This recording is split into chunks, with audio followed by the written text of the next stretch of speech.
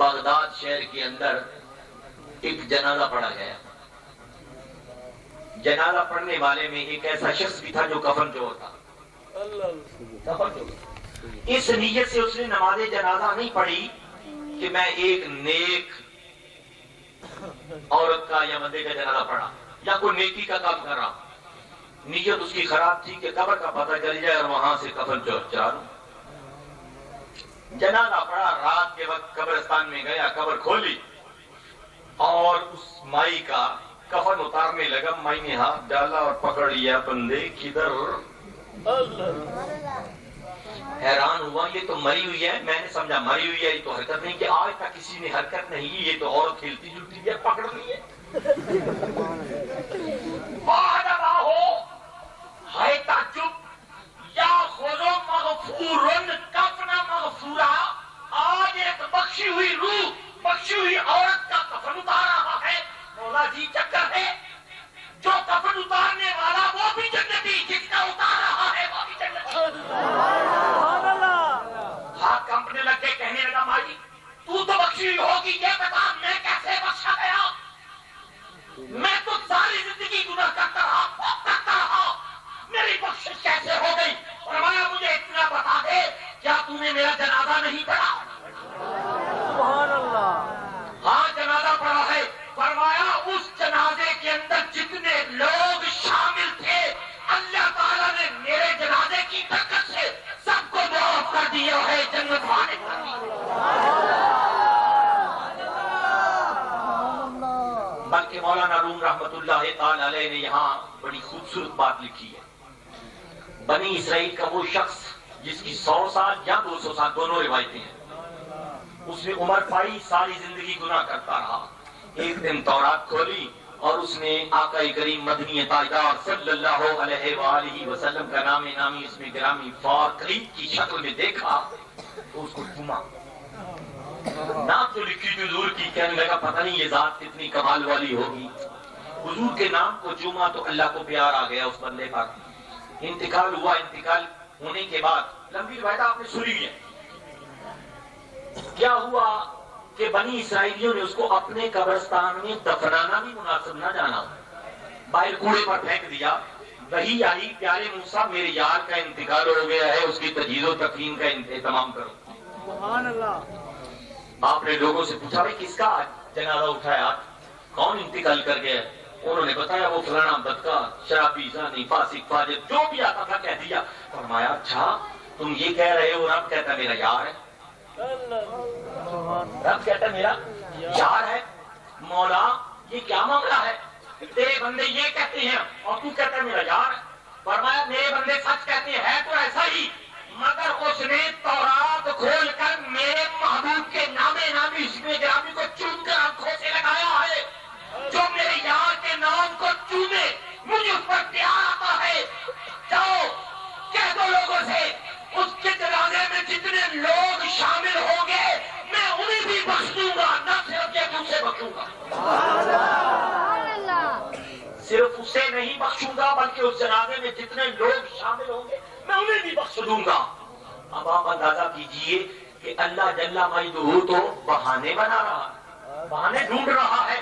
اس لیے علامہ بصیری رحمت اللہ تعالی علیہ فرماتے ہیں اے امت محمد کیا تمہیں مبارک ہو فَإِنَّ لِي ذِمَّةً مِّنْهُ بِتَسْمِيَتِي مُحَمَّدًا وَهُوَ أَوْفَى الْخَلْقِ بِالزِّمَمِ. میرا نام محمد ہے، محمد شرف الدین بصیری. اے بصیری تمہیں مبارک ہو، رسول اللہ نے کہہ دیا ہے جس کا نام محمد ہوگا مجھ محمد کے ذمہ کرم پر واجب ہے کہ جب تک اپنے نام والے کو جنت میں نہیں لے جاؤں گا اتنے وقت میں خود بھی جنت میں نہیں جاؤں گا.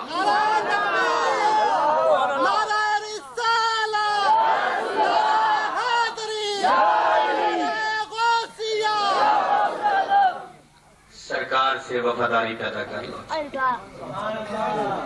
سرکار سے محبت پیدا کر لو. ایسی باتیں مت کیا کرو جس سے میرے آقا کریم علیہ السلام کو ڈائریکٹ یا انڈائریکٹ اذیت ہوتی ہو. اللہ کو تو انڈائریکٹ بھی گوارا نہیں ہے. ایک تو نا ڈائریکٹ کہہ دینا اور ایک ہے انڈائریکٹ کسی واسطے سے کہنا دبے ہوئے لفظوں سے. یہودیوں نے میرے آقا کریم مدنی تاجدار صلی اللہ علیہ وسلم کی بے ادبی کے لیے رائینا کا لفظ کہا تھا صرف, اور آقا کریم علیہ الصلوۃ والسلام کے دیوانے مستانے رائینا ادب کے ساتھ کہا کرتے تھے کہ یا رسول اللہ ہماری رعایت فرمائیے. ان کی نیت بھی ٹھیک تھی, نیت صاف تھی. اللہ کریم نے فرمایا بے شک تمہاری نیتیں صاف ہیں, تمہارا عقیدہ صحیح ہے, مگر چونکہ اس لفظ سے دوسرے لوگ ناجائز فائدہ اٹھاتے ہیں مجھے یہ بھی گوارا نہیں, میں قانون بدل دیتا ہوں. آج کے بعد تم نے رائنا کا لفظ استعمال نہیں کرنا. مولا کیا کہے, فرمایا انظرنا کہا کرو, انظرنا. اسی وجہ سے کچھ شاخ جو ہیں وہ یوں ہی دعا مانگتے ہیں, یا رسول اللہ انظرها لنا, یا حبیب اللہ اسمعها لنا, اننا فی بحر غم مغرق خذ بیدنا ساحل لنا اشکالنا. دیکھیے یہاں انڈائریکٹ بے ادبی کا احتمال تھا, اللہ نے وہ قانون بھی اٹھا لیا, میں ایسے نہیں ایسے کرو. یاد رکھو اللہ جل مجدہ کو ساری کائنات میں سے سب سے زیادہ اپنے حبیب سے پیار ہے, اتنا ہر کوئی مانتا ہے, ہر عقیدے والا مانتا ہے, ہر مسلک والا مانتا ہے, ہر کلمہ کو یہی کہتا ہے سب سے اولا والا ہمارا نبی, سب سے بالا والا ہمارا نبی. اعلیٰ حضرت عظیم البرکت کے اس نعت کے پہلے شعر کو سارے عقیدے والے مانتے ہیں, کافر بھی مانتے ہیں بلکہ کہ مسلمانوں کا جو نبی ہے وہ سب سے اعلیٰ ہے. یارو جب سب سے اعلیٰ ہے تو پھر اس سب سے اعلیٰ میں اگر کوئی شخص نقص نکالے, کمی نکالے, تنقید کرے اور پھر کہے کہ میں امتی بھی ہوں, ذکر کے فضل کاٹے نقصی کا جو یہاں رہے, ذکر کے فضل کاٹے نقصی کا جو یہاں رہے, پھر کہے مرد کے ہوں امت رسول اللہ کی, پھر کہے مرد کے ہوں امت رسول اللہ کی. کلمہ پڑھنے والا بے ادب اگر ہو تو خدا کی قسم وہ مسلمان نہیں ہے, وہ مرتد ہے.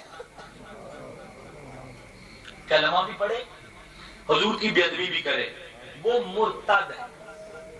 وہ میرے آقا کریم بخاری کی حدیث ہے, حضور صلی اللہ علیہ وسلم جو ہے وہ مال غنیمت تقسیم کر رہے ہیں اپنی مرضی سے, ایک کو 1 بک, دوسری کو 2 بک, کسی کو 4 بکیں, کسی کو 10 بکیں.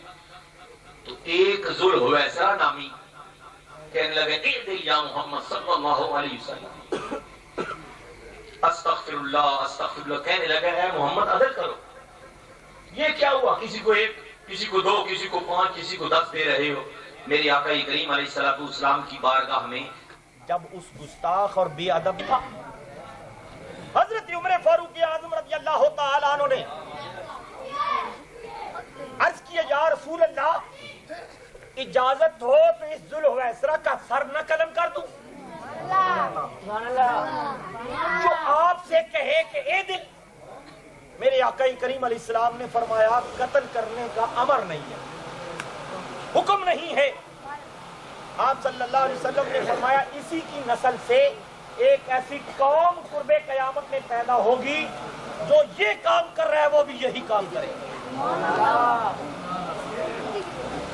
اور وہ کون قوم ہے, کون لوگ ہیں, دیکھ لیجئے دائیں بائیں, دائیں بائیں دیکھو وہ کون لوگ ہیں.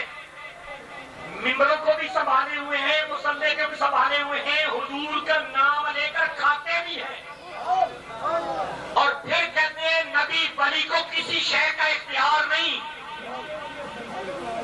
ارے مجھے یہ بتا, یہ جو تجھے مسجد والے تنخواہ دیتے ہیں یہ کس کے صدقے میں تجھے تنخواہ ملتی ہے, اتنا ہی بتا دیں.